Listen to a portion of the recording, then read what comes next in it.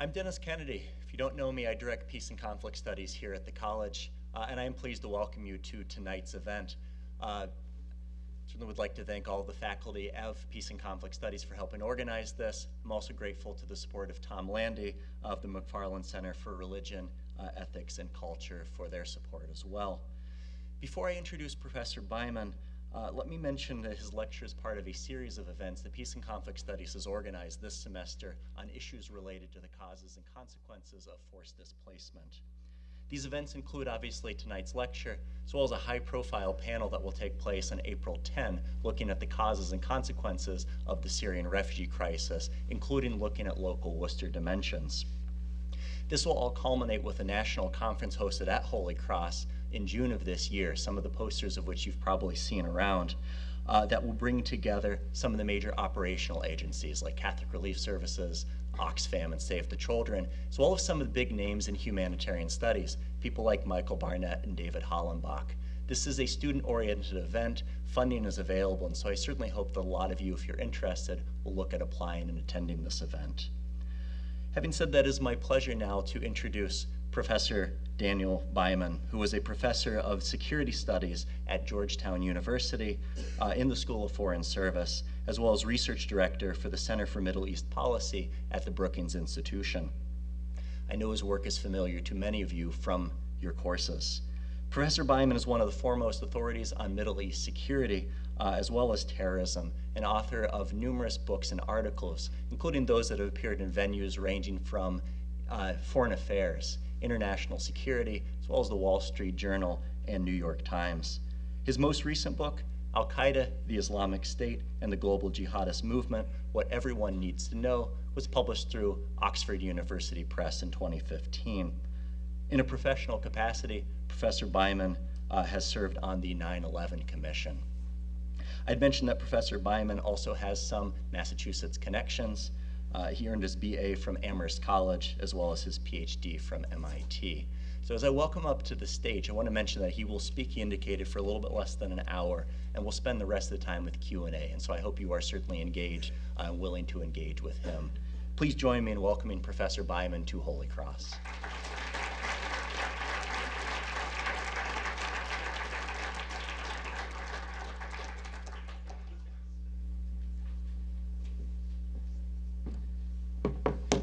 Good afternoon, and thank everyone very much for coming out today, and particular thanks to Dennis and others here who brought me to Holy Cross. I'm delighted to be here. Before I begin my formal remarks, I wanted to ask a very basic question. How many of you in this audience think the fight against the Islamic State is going well? Okay, I'm looking out, so I see, maybe 12.5 hands, right? I'm going to assume the rest of you then think it's going poorly. Okay. However, the working title of my talk is not Understanding the Islamic State, right? The working title of my talk is Be Afraid, Be a Little Afraid, right? And I think this is a dangerous group that poses some real threats. But what I'm going to argue is I think a lot of the threat it poses has been misunderstood. And as a result, I think some of our own actions have at times been counterproductive. So today what I'm going to do is take you through a little history, and then I'm going to give my assessment of the group's strength and weakness today. And then I'll talk about some of the implications for US policy and probably complain about the Obama administration and now the Trump administration. So you'll get kind of a full tour. But let's start with the basics of the Islamic State. If you think of the history of terrorism, for those of us who have followed it a while, when we talk about Al-Qaeda, Osama bin Laden's group, we usually begin in Afghanistan. When we talk about the Islamic State, we begin in Iraq. This is a movement that grew out of the US invasion of Iraq in 2003. So if you think about it, it's almost 15 years old. Right? Over the years, it's had different names. It's taken on different forms, but its DNA comes from these very early years in Iraq. And the key figure is its founder, a man named Abu Musab al-Zarqawi. Right? And he's someone who's quite different than Osama bin Laden. Osama bin Laden was the son of a Saudi billionaire, right? A very pious man who learned it in his own way.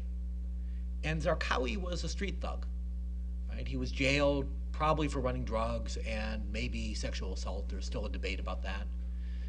He had tattoos, which in Islam is quite frowned upon by pious Muslims.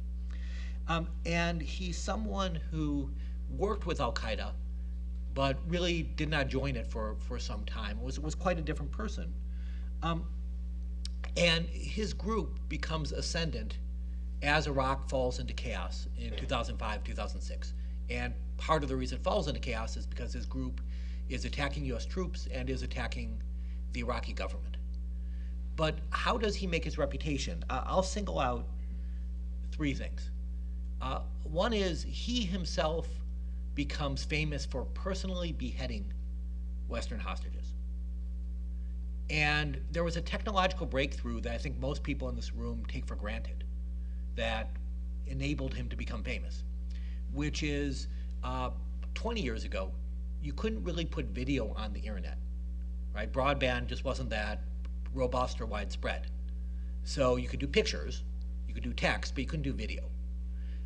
Around when he is starting to behead people, you can put broadband on the internet. So when he beheads people, that day, almost 1 million people download it, right? It's one of the most influential videos in terrorism history. And it wouldn't have been possible before that. So he uses the internet very effectively. He himself uses personal violence extremely effectively. A lot of who he's killing are fellow Muslims. And several years into this conflict, his group, which by this time had pledged loyalty to Al-Qaeda, his group declares itself to be the Islamic State of Iraq. Right? So everything that we think about the Islamic State, right, which is claims to be the Islamic State, lots of social media, lots of internet stuff, incredible violence, we see already over 10 years ago. Right? We see it's there in its DNA. And when it joins Al-Qaeda in Iraq, it's a very, when it joins Al-Qaeda, it's a very uneasy relationship. Bin Laden and his lieutenants say, why are you killing so many civilians? Right? It's counterproductive, right? This is stupid. They're also saying, you are focused on your fellow Muslims, you're focused on killing Shia Muslims. You should be focused on the Americans. And part of their argument is, we think the Shia are bad too, right? We think they're deviants from Islam. But this should not be our priority. While Zarqawi is saying, nah, if I kill the Shia, what it does is they're going to retaliate. And they're going to retaliate against other Muslims. And that will convince Sunni Muslims, my constituency, to join me. Right? And it's actually true. This works initially quite well, where he starts to foment a war, and then people join up just because someone has to defend them. They're looking for defenders in their community.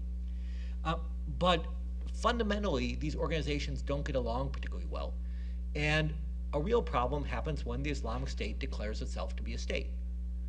And Al-Qaeda says, this is stupid, right? And the main reason is you can't actually hold the territory you have. When you do so, when you declare a state, you're basically putting a bullseye on yourself. You're telling the United States where to bomb. And as a result, this is a self-defeating process. Al-Qaeda's concerns proved to be quite prescient. So the Islamic State of Iraq peaks 2005, 2006, but then it becomes its own worst enemy. And by 2008, 2009, it seems like it's on the verge of collapse. So what happens? Well, first of all, initially, Iraqi Sunnis see it as a defender. They say, these guys are here to help me against the Americans who are running amok. They're here to help me against the Shia government who I don't like, backed by Iran, don't like Iran. Right? But as this group gets stronger and stronger, this group itself becomes a threat. And in particular, they have a bad habit of killing lots of community leaders, because they're against any rival power base. And they'll say, oh, we didn't kill them because they're a community leader, we killed them because they're a traitor. Right? They collaborated with the regime, they did something bad. But this starts to add up and there's tremendous resentment. They also demand obedience from all the other groups. They say, look, we're a state, you're not. Right? So it's not like we're a group and you're a group and we should work together. We're a state, you're a group. Groups are loyal to a state. So bow down. And not surprisingly, many of these groups, which are quite powerful, which have been fighting the Americans, which have been fighting the Iraqi government, start to resent this, and especially when the Islamic State of Iraq starts to kill their people. So you have a huge shift in Iraq where the locals are suddenly eager to cooperate with the United States. And you also have a shift, which is in a change in tactics, the US is willing to cooperate with the locals. And this happens when General Petraeus and others implement the surge, where they're much more willing to cooperate with local Iraqi groups. And this combination of local intelligence and US firepower is tremendously effective. A lot of the Islamic State of Iraq's fighters are foreigners. And so even though maybe you or certainly I could not go into an Iraqi village and know who the foreigner was necessarily, the people in the village can. Right? So I grew up in a small town. And you know the outsiders, right? And especially if the outsiders dress a little differently, speak a little differently, and overnight, parts of Iraq go from a haven for Al-Qaeda in Iraq to their worst nightmare. Because the locals that have been protecting them now are saying to US forces, there they are, go find them and kill them. And we know a tremendous amount about this period. And part of why we do, and this is going to sound strange, is because Al-Qaeda in Iraq, now the Islamic State, is an incredibly bureaucratic terrorist group. Right? We don't think of terrorist groups as bureaucratic. Right? That's not a word we associate it. We associate it with governments. But let me explain to you why they go down this road. Let me just ask, surveying this room, how many people in this room speak a foreign language well? Okay, probably I'm going to say 100 of you, right? 75 of you. How many people in this room can use a firearm effectively, can use a gun? Okay, reasonable number. How many of you speak a foreign language well and can use a gun well? Okay, I just found my operating team, right? So now I know when you've come in, I know that you can go to a foreign country and you actually know how to use a weapon, right? And what bureaucracy does is it enables organizations to use their resources effectively. Right? And when you come into Al-Qaeda in Iraq, now the Islamic State, you fill out a big questionnaire. Right? So they ask you lots of questions about your age, why did you come, the same sort of things you probably fill out when you visited colleges when you were shopping. Right? Why are you interested in this college? Right? What do you want to study? Right? Would you mind telling us your demographic background? You don't have to answer this question, but we'd like to know for our purposes. Are you applying for financial aid? Right? All these things are things that there is a comparable question for the Islamic State. And because this is a group that is working in a clandestine way, you'd think they wouldn't want records, right? They're trying to hide. But they have a real problem, which is they have lots of troops and they pay them. Okay? So just imagine you're in an organization, right? And someone is paying you. Well, the question then becomes how much? Well, the answer is, well, I'll pay you per fighter you have. Okay, well, how many fighters do you have? Well, you might be tempted to say you have, I don't know, 20 million, right? You might be tempted to kind of really pump up the numbers so you could get more money. And for those of you who have had the joy of, perhaps at this university, of filling out an expense report, right? It's the same principle, which is if you don't make people report in detail what they're doing, people will lie, right? And you don't want people to steal from you. And this is a tension with the Islamic State is because they're decentralized, because they're giving out cash, a lot of their people steal. And so to avoid that, they make their own people fill out lots of reports. They have to, in Iraq, they have to have a lot of their reports notarized. Right? I mean, these are things, again, that we deal with as part of bureaucracies, but we don't think about terrorist groups dealing with. But the result is when US forces would do a raid, they would capture this incredible documentation. But what that meant was they knew who everyone was. They knew the names, they knew the locations, they knew who was reporting to whom. And so when this organization was disrupted, when they began to lose their havens, it was a very quick, rapid process where each loss led to more information, which led to additional losses. So looking back at this Iraq experience through 2009, when it looked like the Islamic State of Iraq or Al-Qaeda in Iraq, whatever you want to call it, looked like it was defeated, there are two possible lessons you could draw. Now, one set of lessons were the lessons that the head of Al-Qaeda, Ayman Zawahiri, drew, right? Which is, he said, first lesson, treat the locals well, right? We're here to defend them, we're here to support them. We're not here to kill them. Gain their support, right? Win their hearts and minds. Second of all, don't declare a state. Do that when we're strong. We're not ready yet. Third, put a local face on things, right? People don't like foreigners coming in and telling them what to do, right? And I think that's true in any country or place, right? So, again, I grew up in a small town in the Midwest, right? And I would say, let's take a country most Americans like, right? Let's take Ireland, right? If the government of Ireland showed up in my small town and says, everyone should do this, people might just say no out of sheer spite, right? And that's Ireland, and we like Ireland, right? And so put a local face on it, have it be local leadership, make it appear like a local effort. And in general, play nice in the sandbox, right? Don't throw your weight around. And ironically, who else learned this lesson? The United States, right? If you look at US doctrine, if you look at how we revamped our counterinsurgency doctrine, you can find a lot of the same lessons, right? Of support locals, work with local, have a local face, don't overreach, a lot of the same lessons. But there was another part of the jihadist movement in Iraq that learned a very different lesson, right? So the lesson learned by those who became the Islamic State, first of all, was we weren't tough enough, right? So yeah, we were killing lots of people, but they still rebelled. So we need to kill more next time, right? Killing, 10% of the leaders didn't work. So next time let's kill 25% of the leaders, right? Just wasn't enough. Second, they saw a state as legitimate, right? It generated a lot of excitement, right? Here you had a true Islamic State, the caliphate hadn't been back for over 100 years, and they said, if you go back in the history of Islam, the Prophet Muhammad started out with a tiny state, right? And we all recognize that as legitimate. So how can you say our state is not legitimate, right? That state is really valuable. In addition, many of their best fighters militarily, and those most willing to do suicide operations, were foreign fighters. So these were seen as a tremendous resource, and you want to grab onto these as much as possible. However, they did recognize the strength of the United States. So some of their strategists said, is there a place we could fight and try to create a haven and try to create an Islamic State where the US wouldn't help the regime? How about Syria? Right? Because in Syria, the regime is a US enemy. Right? So if we fight the regime, the US is not going to back Assad, right? And they said this 10 years ago, over 10 years ago. Right? And to me, that was a very prescient way of thinking about this issue. And so you had this split, but it looked like the Zawahiri kind of US approach of playing nice in the sandbox was the way they were going to go. A lot changes when US forces depart Iraq. Right? So once US forces depart Iraq, you have two changes, one predictable, one harder to predict. The predictable one is that the Iraqi government starts to mistreat its own Shia population, or its own Sunni population. So a lot of the people the government was working with to try to fight the jihadists, the government starts to arrest. It won't pay the warlords. It starts to become a much more discriminatory government.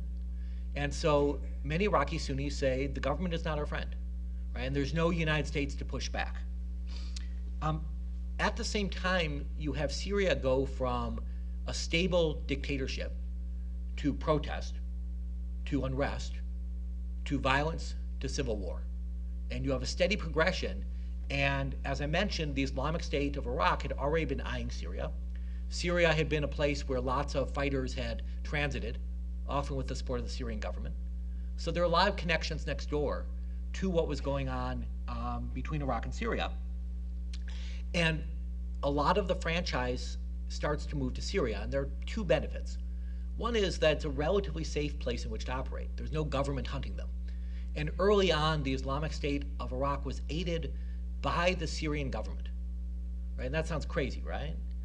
But from the Syrian government's point of view, they were initially facing a broad-based opposition that was relatively moderate by US terms. And it was much better for the Syrian government to say, we are fighting a bunch of terrorists. So the Syrian government arrested tens of thousands of peaceful protesters, but released known jihadists from jail. It deliberately committed atrocities against Sunni Muslims, knowing they would respond by doing atrocities against minorities like Syria's Shia population, like its Alawi population, which is the dominant group that's kind of like the Shia, it's a bit more complex, that this group would do atrocities against minorities, and there would be a back and forth. So they effectively created a sectarian war as a way of being able to say, look, we're the forces of civilization against the forces of terrorism. And over time, this starts to become true. So groups like the Islamic State are increasingly welcomed because the environment is one of sectarian civil war. So the energy of the Muslim world suddenly becomes consumed with Syria, right? Where this is a conflict that electrifies people. And this divide between Sunnis and Shia in particular, and when I'm saying Shia, what I'm really saying are a list of kind of Muslim minorities rejected by many Sunnis as illegitimate. That divide becomes a dominant divide. And you have tremendous media attention, you have tremendous state attention, you have financial support going to the rebels, and you start to have lots of foreigners going to sign up to volunteer. And there's a question right now, which is you have this group in Syria, and the group's title at the time is called Jabhat al-Nusra. And it's a creation of the Islamic State of Iraq, which claims it's loyal to al-Qaeda. So is Jabhat al-Nusra an al-Qaeda organization, or is it an Islamic State of Iraq organization? But the thing to remember is all of a sudden Jabhat al-Nusra is the hottest property in the jihadist world, right? It is the potent fighting organization in the conflict where everyone's eyes are on. So who does it belong to? So the Islamic State of Iraq says, just so everyone knows, this is us, right? This group is part of us, and we just want to let you know that they are formally part of us. And we're changing our name to the Islamic State of Iraq and Syria, just so everyone knows these two groups are really one. Jabhat al-Nusra, its head says, not so fast. We want to be independent. So we're going to ask your boss, al-Qaeda, who we belong to. And the head of al-Qaeda, Ayman Zawahiri, says, they're actually going to be independent. We're going to separate you guys. Islamic State of Iraq, you guys focus on Iraq. Jabhat al-Nusra, you focus on Syria. And it's because they never got along with the Islamic State of Iraq. They never agreed with them. They saw them as too brutal and not obedient enough. Sure enough, this causes a huge split. And so the two organizations divide, and the Islamic State of Iraq and Syria changes its name yet again to the Islamic State. And there is a fundamental split within the jihadist movement. And this still exists today. So what is this Islamic State, right? Let's fast forward.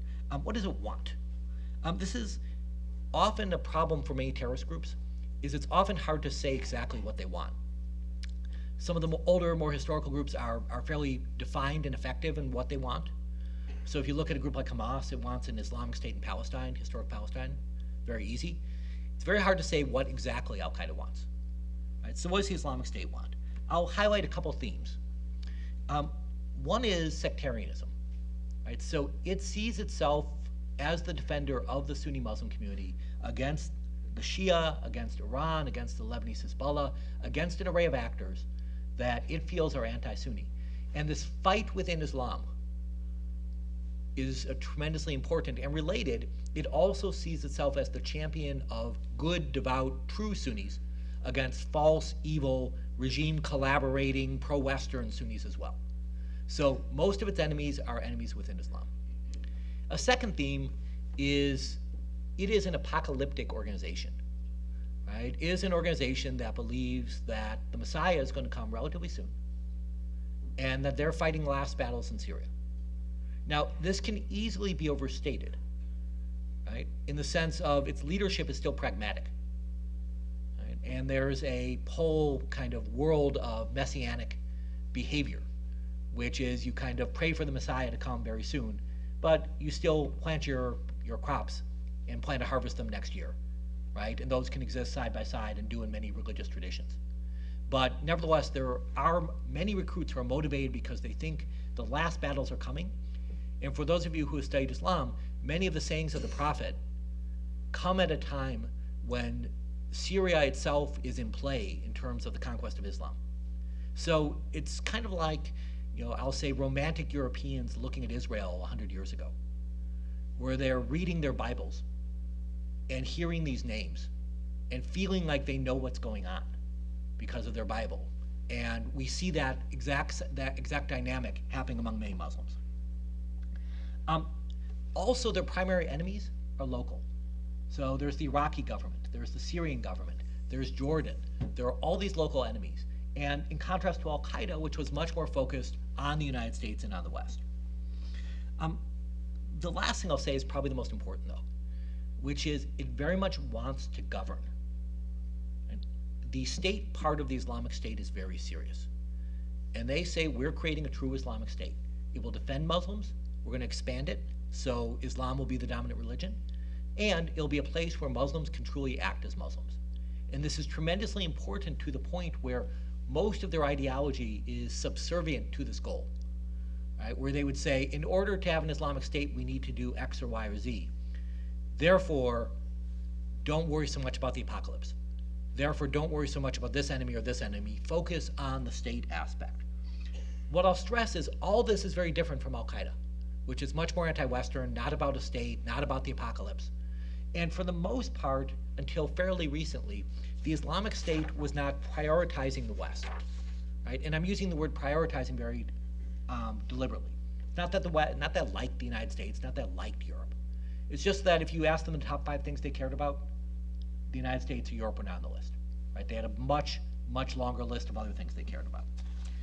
This proved to be a very dynamic movement, right? So you had the split between Al-Qaeda and the Islamic State, and they captured the hearts of many younger jihadists, right? This is where the new youth movement wanted to go. A colleague of mine wrote, he compared it to Apple and IBM, right? And he said Al-Qaeda is kind of like IBM, right? It's the sort of thing that people my age might use, right? But that younger people are into kind of hipper technologies and hipper platforms. But also Al-Qaeda was remarkably ineffective, right? I gave this wager at Georgetown, see if I can do it differently here. I have $20 here. Can anyone name the most significant Al-Qaeda operation, Al-Qaeda core, in the last 5 years? Okay. Yeah. I was going for the core, so not the affiliates. So excluding the affiliates, right? Their big operation was they kidnapped a 73-year-old American aid worker from near my home in Maryland, okay, who was in Pakistan, right? That's sad. He's a very good man. He died when there was a US drone strike, killed him by accident, right? So doubly sad. But if this is the big bad terrorism threat, we can all go home, right? If this is what the world is concerned about, Al-Qaeda's done, right? I mean, this is a tremendous blow. And the action, to go to the point, is the action has become much more about these local affiliates, whether in Yemen or in the Maghreb or elsewhere in the world. And those are much more local and regional struggles, and much less, again, about the West. So the Islamic State is capturing the youth, and it also has these provinces in Sinai and Libya and elsewhere that suggest its dynamism. So what are its strengths? Right. One of its biggest strengths is it has an ideology, and I'm going to use a technical term here. I would say the ideology is badass. Okay? And so what is this ideology? If you follow their videos, and they turn out, over 1,000 a month, right? Follow what they do. They stress the idea of its contrasts, right? So they'll show Islam under attack, and they'll show their people fighting back, right? So people who fight are heroes, they're defenders. A lot of explosions, a lot of, I'll say, well-done graphics. It's more like watching a video game or an ad for a video game than it is like watching Al-Qaeda propaganda, which is 20 minutes of a religious sermon justifying their action. Sexual slavery in this context, right, is a reward, right? And I hope, at least, this is upsetting to people in the room. It's upsetting to me.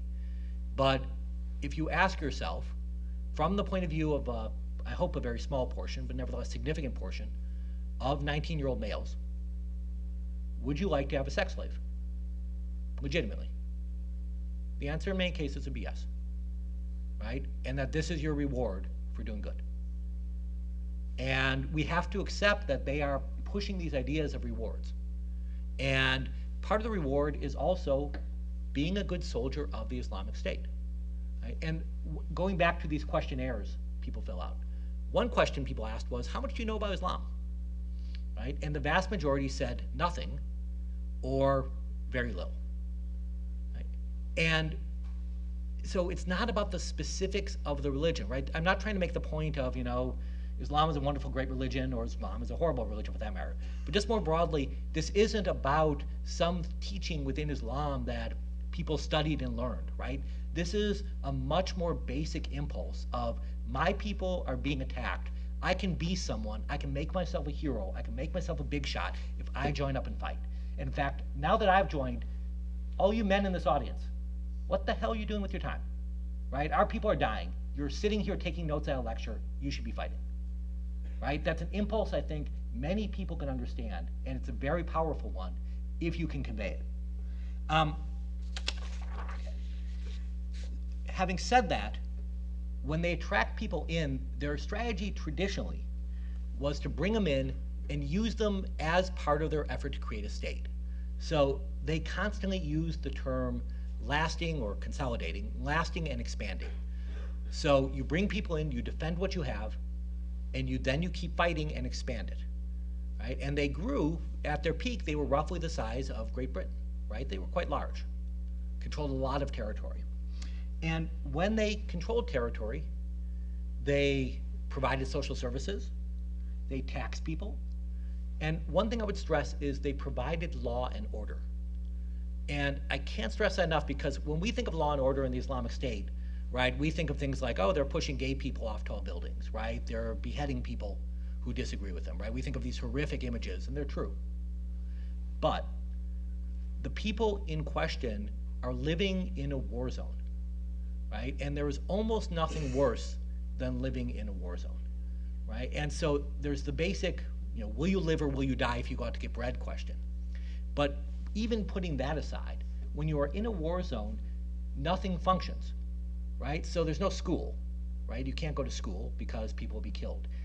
If you have any wealth, and I don't mean Bill Gates, right? I'm saying, if your father runs a shop, if you have any wealth, they'll kidnap you or they'll kidnap your family and demand you pay, right? You cannot take your daughters outside the house because they will be scooped up and raped, right? So the chaos of war zones is horrible. And the Islamic State comes in and says, we provide law and order, right? And after you've seen 6 months of a war zone, watching a few people you think are criminals be hung from the barrel of a tank feels pretty good. Okay, so that law and order function is tremendously important because this is a group that feeds on civil wars. What I would stress, though, is a lot of their expansion is not about terrorism, and I'll come back to this point. It's traditional, conventional military operations. Right? They use infantry, they use artillery, they have some degree of mobility, they attack, and they have borders and they overrun territory. This is not something that is a dramatically different departure from how combat has been in modern times. Having said all this, there's a bit of good news, right? Which is the US campaign against the Islamic State, the broader campaign in the last year and a half, has actually gone quite well, right? So the Islamic State has lost roughly half its territory in Iraq, including most major cities. It's lost about a quarter of its territory in Syria, again, including many major cities. The number of foreign fighters going to join this group has declined by about 90 or 95%. Its funding has dried up dramatically. And as a result, it has shifted more towards terrorism and guerrilla war.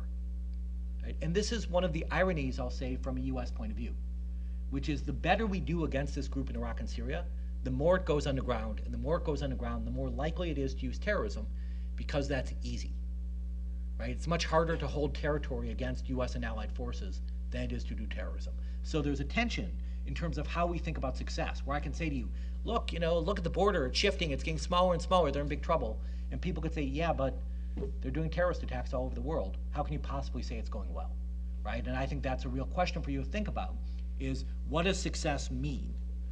And this is a broader issue. I have a colleague who uses the term I really like, which is catastrophic success, right? And let's say tomorrow the Islamic State collapses in Raqqa in Syria. And let's say its forces are overrun, morale gets bad, it's gone.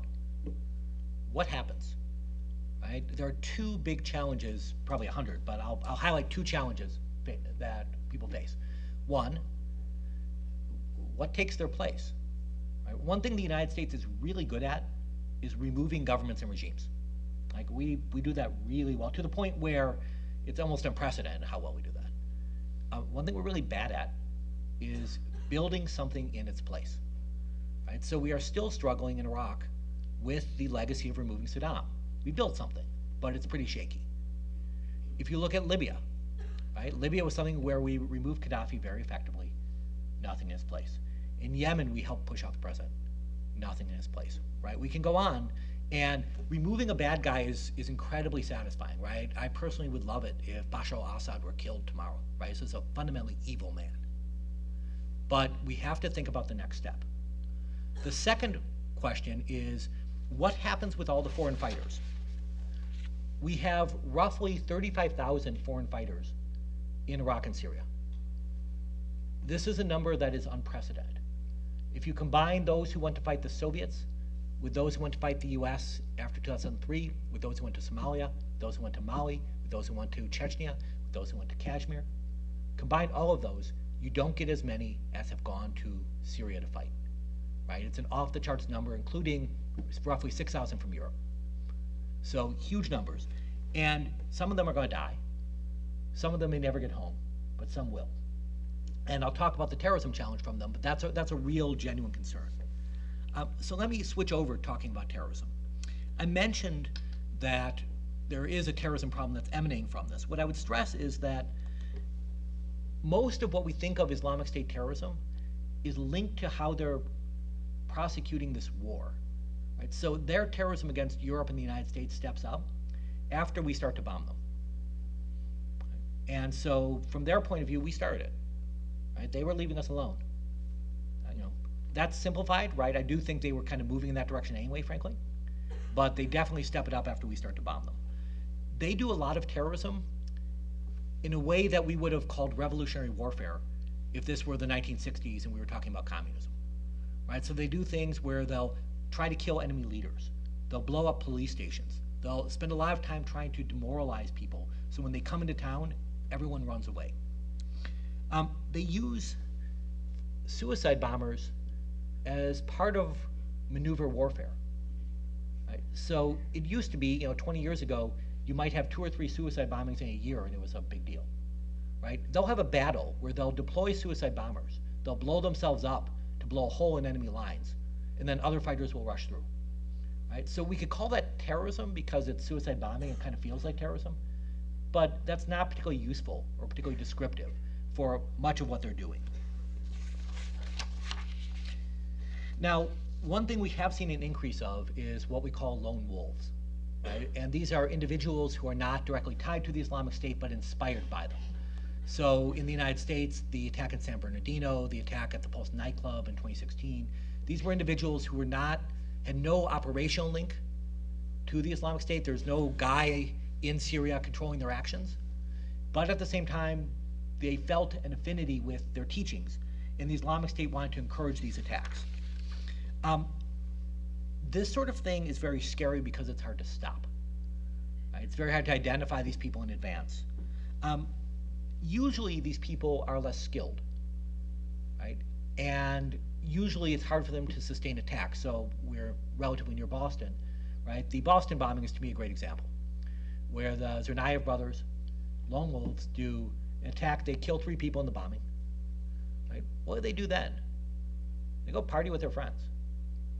Right? They weren't like professionals who were going to go deep underground and do this campaign of terror, right? They kind of did their thing, didn't hide their tracks really well, and could have been a lot worse if they had actually known what they were doing. It was tragic enough, but things could have been a lot worse. I'll say in a few minutes, I actually think this problem is likely to get worse, but it's historically not been one that's been an amazing concern. Who have been the Americans linked to the Islamic State? There's some definitional issues I'll spare you, but of the roughly 100 arrested or so, about 80 of them are US citizens. So the vast majority are US citizens. About 6 are naturalized citizens. About 6 are legal permanent residents. 3 are foreigners, and 4 are refugees. Of those refugees, 2 are from the list of countries that were on the executive order. Their planned attacks were actually overseas, not in the United States. So what I would say about this very basic data to me, goes against both certainly the Trump administration story, but also the counter story. Right? The Trump administration story is there are lots of dangerous people coming in as refugees and immigrants. Right? That's, to me, the data show that's clearly false. But the alternative, that there's absolutely no risk whatsoever, is also false. Right? I don't think you could say that and look at the data. You could say it's low risk, as I would argue, but that's a very different proposition than saying there's no risk. That said, I would argue in general the threat in the United States is exceptionally limited. Right? And this seems glib after the Orlando attack last year, after San Bernardino before that. What I would say, though, is the vast majority of terrorists who have operated in the United States since 9/11 have one thing in common. They are remarkably incompetent. Okay? And I'll stress that because until really effectively the Boston bombing, until then, jihadists in the United States after 9/11 did not manage to detonate a bomb successfully. Right? And you may say, well, I can't detonate a bomb. That sounds kind of hard. Right? In the 1970s, hundreds of bombs went off in the United States. Right? Most of them were not designed to kill people, they were designed to scare. But we're not talking a technology that's incredibly difficult. Right? After 9/11 attacks, there was a sense that there's this kind of huge number of sleeper cells within the American Muslim population. And that turned out to be fundamentally wrong. Right? Effectively zero. Right? And that concern, that fear, was false. But again, I want to stress the incompetence. What makes the incompetence important is it's not that the people were stupid. It's that the people were untrained. Right? So how many people here have tried to put together an IKEA piece of furniture? Okay, most of you, right. I'll ask, how many of you messed it up, at least in some way, as you were doing it? Okay, now imagine that was an IKEA bomb, right? And when you mess it up, bad things happen, right?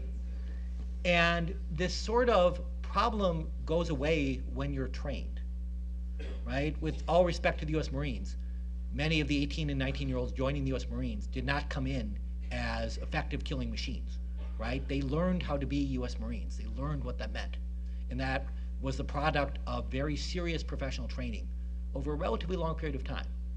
Without that training, the people might have been brave, but would have been far less effective. Is anyone here from Chicago? It's kind of my home in some ways, where my class is based. Okay, enough of you to make this relevant to a few of you. One of my favorite examples of this in the US is shortly after 9/11, there was a plot to destroy the Sears Tower, the Willis Tower in Chicago. Right? So it seemed like another 9/11, right? You know, big building going to be blown up by jihadist terrorists. Right? And the Justice Department trumpeted this as a major counterterrorism success. Who were these guys? They were a bunch of guys in Florida sitting around smoking dope for the most part. Okay? And they did manage to find an FBI guy to try to buy a bomb from. Right? So they were inept in their basic question of don't buy a bomb from an FBI agent. Right? So one strike against them. But what was their plan? Right? First of all, they didn't know how they're going to get to Chicago. Right? But putting that aside, their plan was they're going to blow up the Sears Tower. It's going to fall over. When it falls over, it'll fall over into Lake Michigan. And when it does, the resulting tsunami will wipe out the lakefront. Okay, now, a few small problems with this, right? So, first of all, buildings don't fall over unless they're made of Legos, right? They topple, right? We saw this at 9/11, they crumble. Two, even if it did magically fall over, the Sears Tower is actually not on the lake, right? So it would not topple into Lake Michigan because that's not where it is. Three, if it were moved to the lake suddenly, I can go on a limb and say it would not result in a tsunami, right? And a huge number of the people involved in terrorism have been chuckleheads, right? And they are not proven able to use violence effectively. So we have a lot more plots from these guys than we have successes. But a lot of it also is that the American Muslim community has worked very well with the FBI and law enforcement to go after these guys. So a lot of these people were turned in by members of their own community who said something's wrong here. Right? And if you look at even the Pulse nightclub attack in 2016, it's kind of an exception that proves the rule. Because a member of the community contacted the FBI and said, there's something wrong with this guy. Right? I don't know what's going on, but like, check him out. And the FBI did, and the FBI was unable to disrupt him, right? But it wasn't the community hiding him, right? Just the opposite. It was the community turning him over because they recognized there was a problem. And that's a huge shift, which is that the security services are an extremely high alert in a way they were not in the past, right? So in the pre-9/11 era, people in this room would be, this number of people in this room would be 10 times as big as the number of people in the US working on jihadist terrorism, right? Now I don't know what the number is, but I'm going to say in the tens of thousands, really, right? It's a staggering increase in resources going after this. That's part of why lone wolf terrorism may be increasing, because it's harder for groups to do organized terrorism, right? It's in part a sense of weakness that they don't have as many good options. And also they're able to use social media in particular to inspire people. Okay. Well, I'll say though, is having said it, that I think the risk to the US homeland is limited. It's much bigger when we think about the Middle East, because in the Middle East, these groups are linked to civil wars, right? So you have tens or hundreds of thousands of people dying in these conflicts. Now, it's more than just terrorism, right? It's more than just the Islamic State, but that's part of it. And these groups make peace deals much harder. They make violence much worse. And as a result, we see threats to the Middle East and the people there in a humanitarian sense. And we also see a threat to the US position there and US interests there, right? And that's a debate we can have about how important US interests are in the Middle East. But there, to me, is a much bigger threat in terms of scale than what we're seeing in the US homeland. So let me talk about a few implications one way or another. So one thing I want to talk about is social media. Social media tends to scare people when it comes to terrorism and counterterrorism, right? Because you can flick this stuff on and watch it incredibly easily, where even 10 years ago, it was a little hard to find jihadist content on the internet. You had to kind of know what you're doing and know where to look. Someone had to say, it's over here, look at this channel. Often you had to use multiple passwords, a lot of dead links. It's a much harder process. But with social media, it's much more effective. And so part of it, it just makes it more ubiquitous. But part of it also is, I don't know about Holy Cross, but I'm also a dean at Georgetown. So when I send out an email to all the Georgetown students, my bet is that 95 to 99% of them go click and instantly delete whatever I have to say, right? And okay, fair enough, right?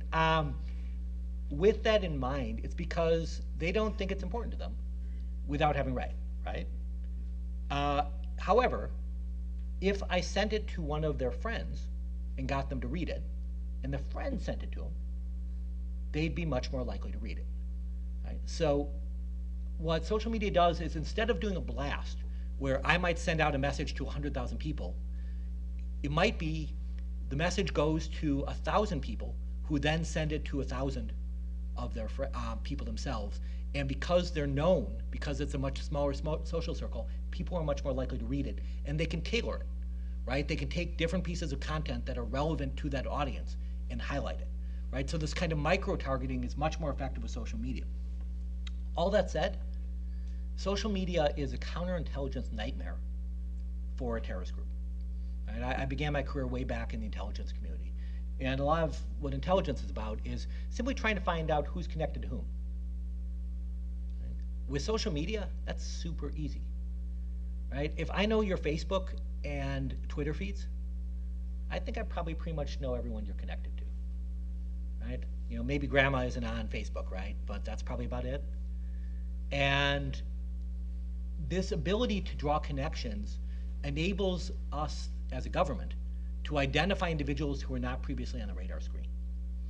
And in addition, I think I mentioned that the recruits for these groups don't think they're joining a clandestine terrorist group. They think they're heroes. So they're trumpeting what they're doing, right? They'll say on Facebook, you know, I'm off to fight tomorrow, wish me luck, right? And then people will turn them in, right? They'll tweet out, you know, hey, isn't the Islamic State great? And they get turned in, right? There's not an awareness that it's not just their friends who are listening to them, right? So huge numbers of people have been detected and disrupted because of social media. Now, let me close with a little Trump and some implications, right? So on Trump, I would say he has 4 general arguments about terrorism, at least that I can think of, and his critique and where he might go, right? There's a lot of, my answer to most questions on Trump is I don't know, right? But let's say at least some possibilities. So one is I think he believes the Obama administration downplayed the danger, right? So that he would point to Benghazi and say, look, there are lots of people dying, you guys downplayed it. And a second related critique is the danger is not Al-Qaeda, the danger is not the Islamic State, the danger is radical Islam, right? And as such, it's much bigger than these groups. It's an ideology that is linked broadly to the world's Muslim community, including many American Muslims, right? And that's a fundamentally different shift in mindset and how this is approached than the Bush administration and then the Obama administration. A third thing is he would say, look, we have a lot of allies in the world. Most of them are useless, right? They're kind of free riding off the United States. We do all the lifting. We're paying for this. We're dying for this. They're not, right? And so when we think about counterterrorism, we need to rethink our allies. And last, in general, we need to be tough on this, right? So the whole Obama, let's try to close Guantanamo, the torture is bad sort of thing, that's ridiculous, right? We want to get tough. These guys are evil. They respect strength, and we want to get tough on this. So I'll close with what I feel are a few, to me, very big implications and concerns I have about this new direction. One is I really think we need allies, right? And I'll stress that because a lot of the day-to-day of counterterrorism, most people don't understand, which is, if you go back to the 9/11 plot itself, what did it mean? You had individuals in Germany who were working with base in Afghanistan and Pakistan, funded by people in Saudi Arabia and the UAE, doing meetings in places like Spain and Malaysia, and traveling to the United States. Right? The way it would work today is if one part of that was detected, and one part was regularly detected before 9/11, the United States would call up the governments of other countries and ask them to check it out. And if you read the news really carefully, on a daily basis, you will see that people are arrested around the world for links to terrorism.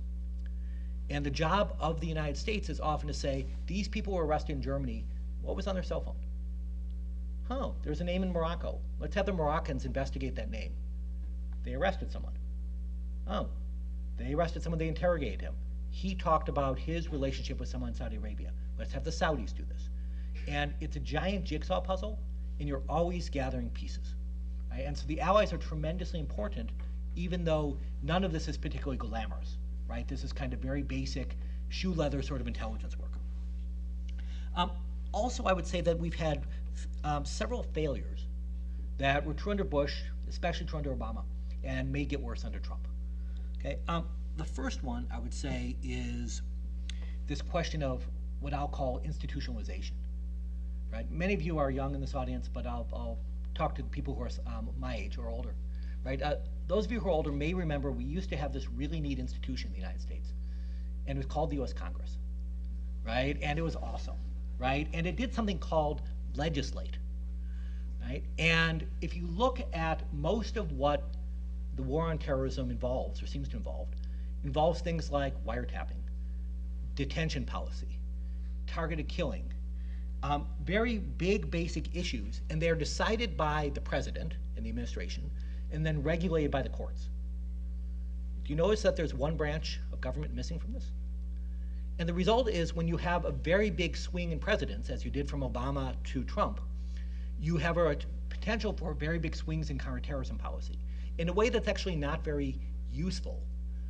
So if you look at the US programs and efforts to develop, I'll say, a military and an intelligence service that's very good at hunting and finding terrorist groups, it took, in my view, about 7 years to develop. Right? It really took a lot of, I would say Stan McChrystal in particular, but a number of people really turned this into a very impressive machine. It's not the sort of thing you turn on or you turn off. Right? It takes a long time to develop the resources and expertise and figure out how to use it. And that's true for most programs. So you want policies and programs that span administrations. And the way you do that is through legislation, which gives you the general parameters, and then presidents tinker with it and courts tinker with it. But the legislation gets you most of the way there. And this is a bipartisan failure. Okay, this is not Republicans today.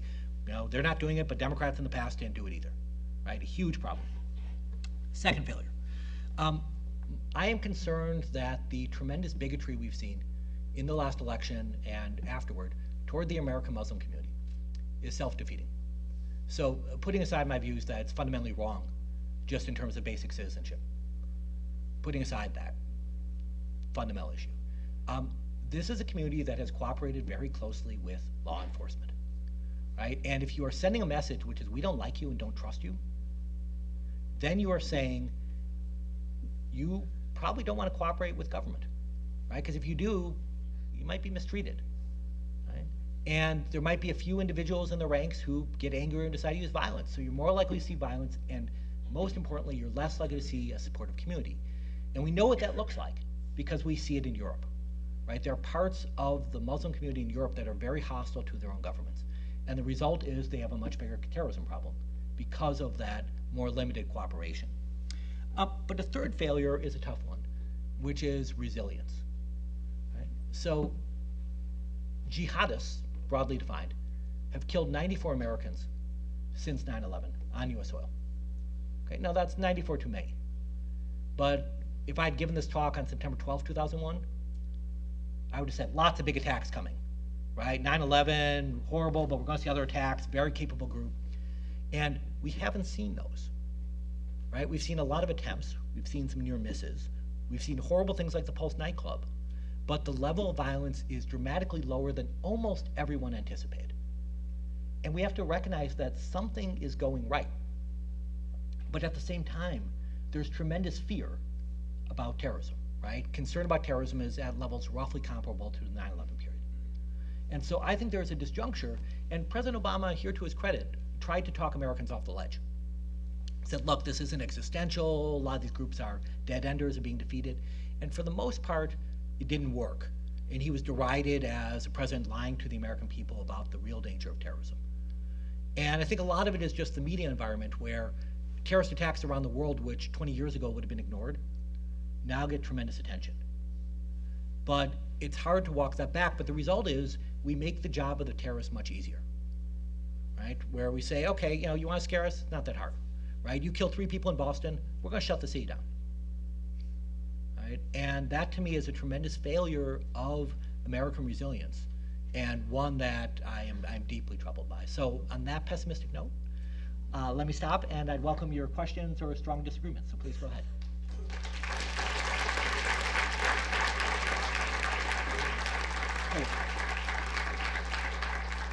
And I think you know this, but I think you're supposed to use the microphones, if I have it right. So.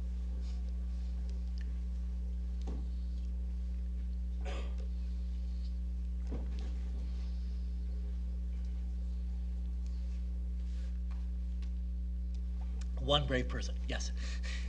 Well, I'm a faculty member, so I really shouldn't be asking the first question, but all these chickens are just sitting here, so I'll break the ice.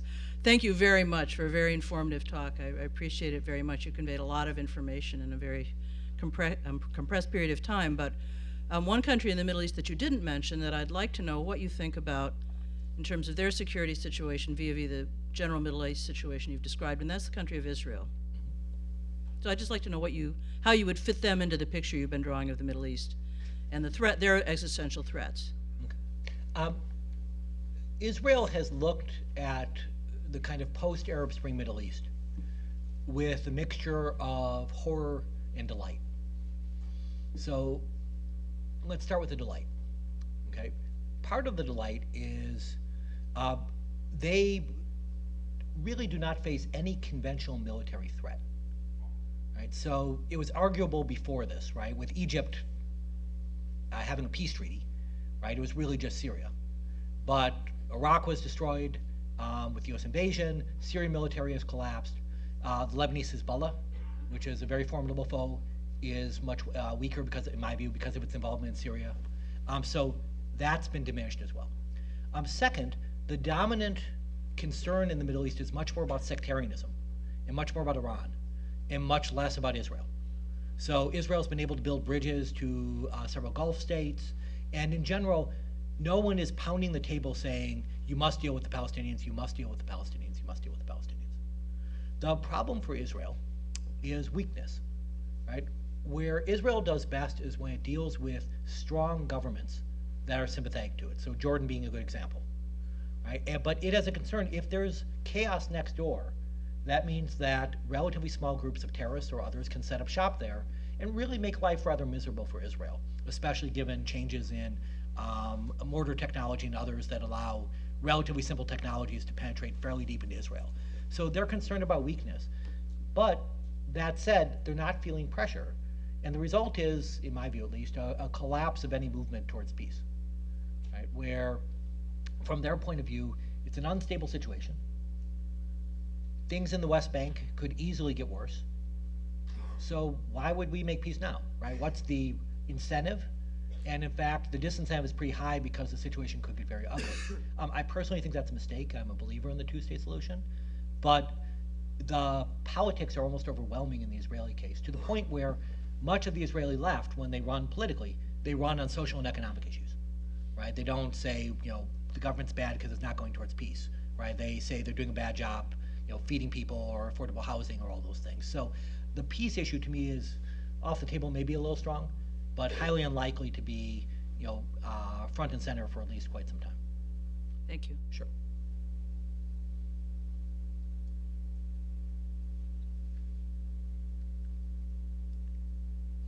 I can ask myself questions.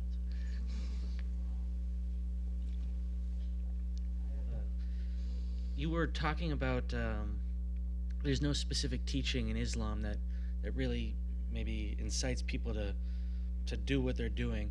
So is it possible that something like this could have sprung out of another religion? Has it happened in the past?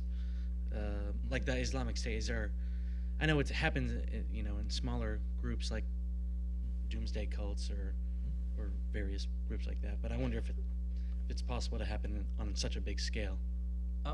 I would argue, and there are people who know far more than I do in this audience, but I see Islam and any major religion as having lots of traditions embedded within it, some of which are contradictory, right? So you can point to almost any major religion and find what you want, right? So you can say, look, if you read the Old Testament, there's tons of stuff about slavery where it's just assumed, right? If you read the Old Testament, you can find plenty of cases where we talk about individual dignity and freedom that would make it seem slavery is abhorrent. Right? If you look at war and peace in Christian teachings, you can find a whole sophisticated discussion of basic questions of war, right? Even though Jesus very clearly said, turn the other cheek, right? So there are huge parts of Christianity that are about war, even though a lot of Jesus' teachings are very directly about peace. So I would say this can happen to any community and to any religion, because big religions are kind of vast ideologies and also vast cultural systems. And you can interpret things in lots of different ways. And again, we've seen this in every tradition where things that religions would have believed 150 years ago are now seen as crazy by many of the leaders of these same religions, right? So to me, there's a lot of room, and Islam certainly has components of this, and some of the nastier components are showing. In my mind, there's no question about that. But I think it's possible for other faiths as well. Thanks. I want to thank you for coming. That was good talk. I just have a question about, there's a lot of rhetoric, a lot of talk about this vetting process not being as good as it could be, and that's how Trump justified this ban. I just want to get your opinion on what you think of the current vetting process, whether good or bad. I think the vetting process, especially for Syrian refugees, works too well, right? In that it's a huge number of steps. It's incredibly time-consuming and cumbersome. And the result is very few can come to this country. There's a question you have to think about, or we have to think about as a society, which is how much risk do we want to take, right? When we let people in from other countries, some of them are going to be bad, okay? Some of them will be criminals, right? Some of them will be murderers or rapists, right? And a few will be terrorists, right? And if the answer is they're going to be large numbers, then I think we can agree we don't want that. But if the answers are they're going to be exceptionally small numbers, but not zero, then the question is, are we willing to accept some level of risk? And to me, the FBI has done a very good job minimizing this problem in the United States over the last 15 years, right? So I am very comfortable with actually slightly reduced vetting, because I think the vetting right now is, I think I might have the number wrong, but something like 19 steps. I think you could go to fewer steps and recognize that there's a community that is being slaughtered in horrible ways. And I will stress, one thing the United States is really good at, right? We tend to beat ourselves up a lot. One thing we're awesome at is assimilating immigrants and refugees, right? And if you go back in the history of different waves, right? I grew up in a town that was heavily German, right? And you go back to the time when waves of Germans came over. They'll never understand American society. It's a Teutonic culture that's fundamentally at odds with our Anglo-Saxon traditions, right? Fast forward, right? We see this about Jews and Italians and Irish, right?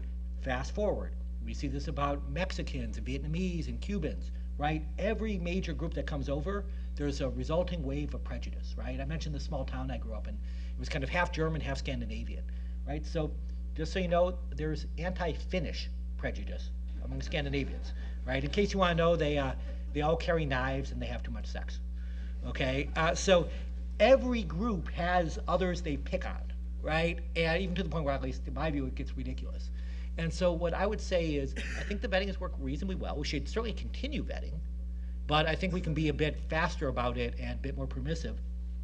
But the key, this goes back to resilience, we are going to make mistakes, right? If our threshold is 0, then we're not going to be able to allow, to me, these incredible engine of, I'll say, economic prosperity, ideas, enriching our culture.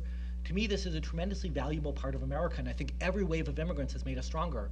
And I think we're really good at sanding the rough edges off any new community coming in. So I don't want to tell you, let everyone in, it'll be perfect.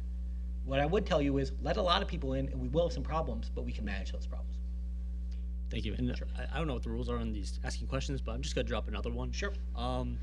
In the hypothetical terrible sense that this vetting process does fail, right, and we have another devastating attack, how do you foresee the Trump administration reacting to that?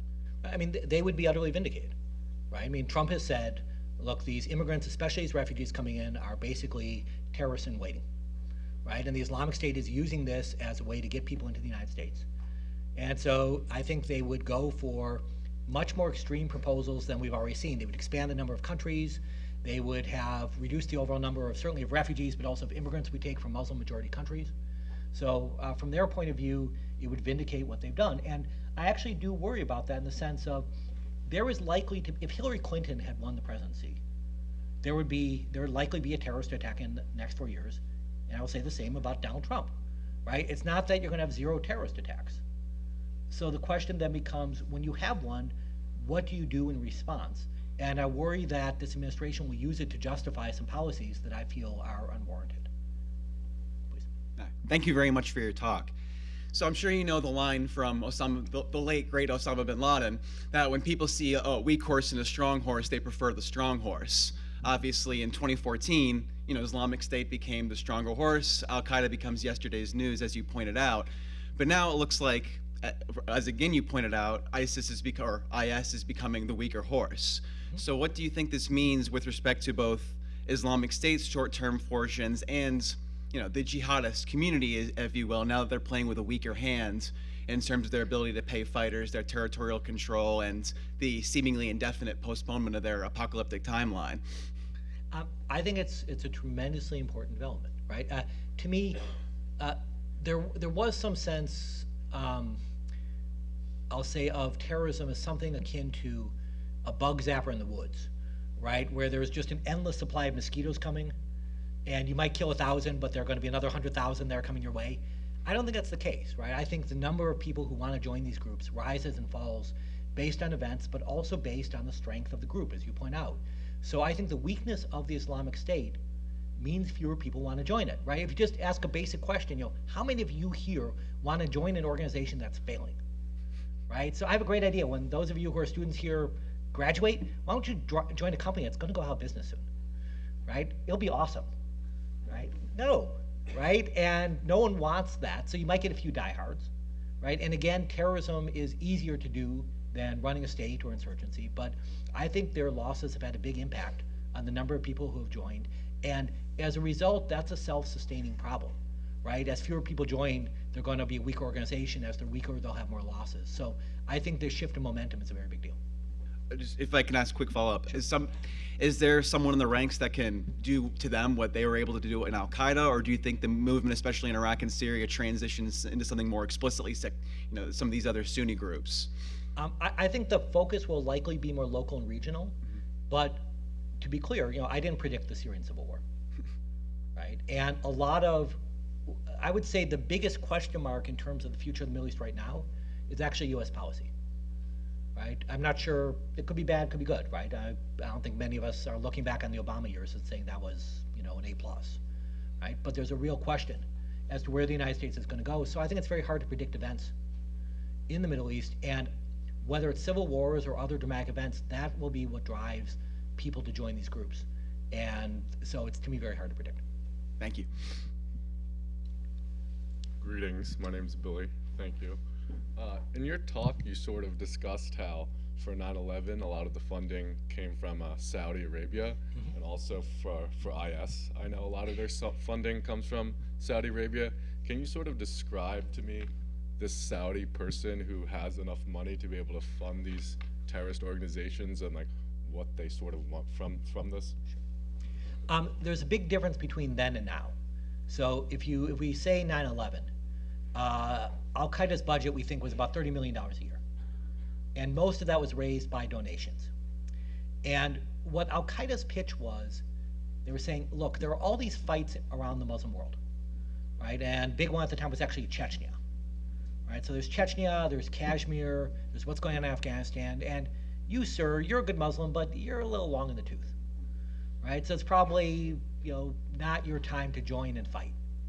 But there are other ways to support, right? You can give. And by showing very emotional video or images, by having people come back who talk about their experiences, they were able to convince people to give to these fights, and in so doing give to Al-Qaeda, which trained groups and individuals for these fights. Islamic State's very different. Most of their funding comes from the territory they control. So it's taxation, it's extortion, selling oil. They do get some foreign support, but not nearly as much. And their budget's much bigger, right? Their budget at its peak was in the billions, right? But they had a lot more expenses, right? They had to pay a lot more people. They had to provide social services. They still did get some foreign support. The good news is the Saudis have been more likely to crack down on that. But they've gone from abysmal to, I'll say so-so, but that might be charitable, right? Now, part of it is capacity, right? The Saudis have a deal that's very similar to the U.S. deal politically, right? The U.S. deal politically is no taxation without representation, right? And that's a Saudi deal too, so they don't tax, right? They're like, okay, we're not going to tax you, right? So leave us alone, right? And it's a very basic, okay, we'll govern, and you live your lives. But the reason we have lots of financial information on all of you is we want to tax you, right? And if the government weren't taxing you, we wouldn't bother to collect a lot of stuff, right? And so the Saudis often don't have that financial infrastructure. They've gotten better. But also these causes are very popular, right? So we look at the Islamic State and say bad, bad, bad. But they would phrase it as the Assad regime in Syria is torturing and killing good Sunni Muslims on an industrial scale. Do you want to help those who are fighting back? Right? I kind of do, right? And that's not my community, right? But it's a visceral sort of response. And so they're able to play on those emotions fairly successfully. But there has been progress on Saudi Arabia. It just has a very long way to go. Thank you. Sure. Hi, I'm Frank. Again, thanks for talking. Sure. You said that past administrations have had a lot of help from Muslim communities to root out terrorists in their communities, and that also that Donald Trump might not have the same kind of opportunities. The Muslims might not be able or be willing to help him as much, especially given the refugee events that have happened within the last couple of weeks. Do you think that there's a chance for Donald Trump to kind of reconcile with the Muslim community? And if so, what would he do in general? The thing I should stress is this is not is there cooperation, yes or no, right? It's a degree of cooperation, right? So under Obama and Bush, there was a lot of cooperation, and it might be reduced. But if it's reduced 10%, that might not seem like much, but that's a very big deal. That means, of every 10 plots that were reported now, 9 are, right? And one plot getting through is a big deal. Given his campaign rhetoric in particular, given the rhetoric of many of his supporters, I think it'll be hard for him to walk this one back. But you can try, right? Or you can at least not make the problem worse. It would require rhetoric, right? It would require, right after 9/11, President George W. Bush went to a mosque, right? It would require public gestures. It would require working with members of the Muslim community and showing them a degree of respect, right? And again, it would be a very suspicious audience, right? It'd be people who said, you've been insulting me for a year and a half, and now you're going to say something nice. I'm not sure I buy that. So you have to do it again and again and again, recognizing that you'd also spent a year and a half riling up your base against these people, right? So politically, it's probably illogical for him to do so, even though I think it's the right thing for him to do. Thank you. Hi. Thank you very much for coming. I'm sure all of us in here definitely learned a lot from what you said. Mine's more of a personal question. You have many different facets in your career. I'm wondering what your personal favorite was. Tough one. As you'll find, I suspect, as you get older, right, that there are highlights at different times, right? So shortly out of college, I worked in the intelligence community, and that was fascinating, right? It was a world I didn't know at all, and I was a very minor player in the thing, right? I don't want to exaggerate my importance, but I got to be part of big things, right? So I'd be in a room. I was part of the overall U.S. mobilization to go to war against Iraq in 1990 or 91, excuse me. And that was fascinating to see that, to be involved in questions of, what does the president need to know? What does the military need to know? And how do we structure that? What don't we know? So that was a real highlight. Another real highlight was some of the work I did with the 9/11 investigations. Because that was my first exposure to people working at a level beyond anything I've remotely experienced, right? So, what's the president of the United States trying to balance? Right? When the National Security Advisor is, I think, not paying enough attention to terrorism, oh gosh, he has 300 other things on his plate that day, right? Maybe I can understand why terrorism fell through the cracks that day because of these 300 other things, right? So that was eye-opening and intellectually very stimulating. And the last I'll say is simply teaching at Georgetown, right? I mean, the very basic challenge of teaching, the basic question of what should someone know when she is done with my class is a fascinating one. Right, and especially with terrorism, where it's a fast-changing topic, and some of the stuff I think is, if you will, semi-eternal, but a lot needs to change year to year. So it's a mix of highlights, I'd say. Thank you. Sure. Hi, I'd also like to thank you and introduce myself. My name's Annie with a Y, and fun fact, I'm from Fenway High, which means that I'm from Boston, and so I know a little bit about the Boston Marathon. The bombing of the Boston Marathon, since I was in Boston during that time. And something that I would like for you to elaborate, if you don't mind, or have this thing is You can just call it out. Okay, you can hear me, right? Yep. So I just wanted to have a better understanding on SMEAR. I believe SMEAR, the National Exit Entry Registration system. That's something that I recently came across. That's the system that was released, I guess, in 2002, and you said that we would be making the job easier for terrorist groups if we shut down the big could we shut down the city free terrorist groups if they might. I just wanted you to elaborate on how that would look in today with Trump banning 7 countries from Muslim majority countries from coming here and so on. How that could be detrimental, how cope with that, I guess. So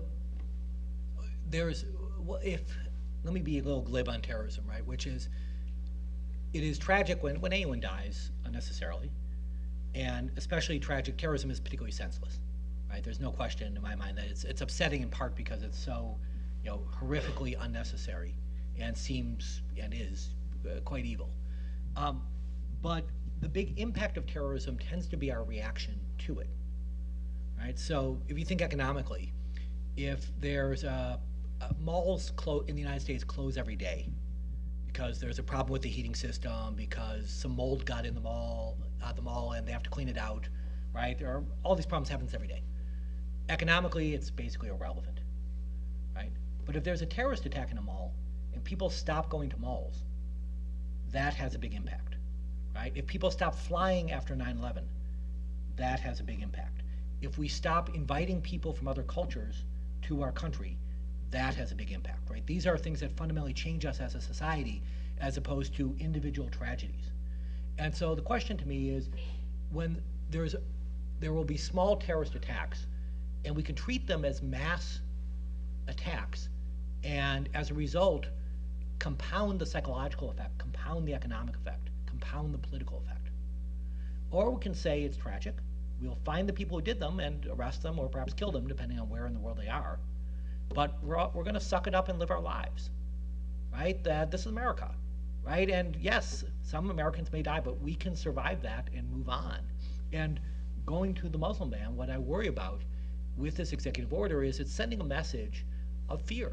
Basically, it's sending a message that we as a society feel we cannot handle this problem, when I actually think we've done remarkably well, right? 94 Americans have died from terrorism since 9/11. For most years, your odds, well, first of all, every year, roughly 140 people are killed by their own televisions, right? What I mean by that, they're putting it up, right, and these are big things, and it falls and kills them, right? Your chances, I think, of getting hit by lightning kills about 40 people or so a year. Armed toddlers shoot people, or even worse, themselves, on a regular basis. Most Americans are more likely to die from any of these things than from terrorism, right, on US soil. Yet we worry about this tremendously in a way that, to me, doesn't fit the actual danger. And I'm not saying we should run around celebrating that 94 Americans have died, right? That's horrible. But we should recognize that that's been a success compared to what we feared, and that some level of violence is inevitable.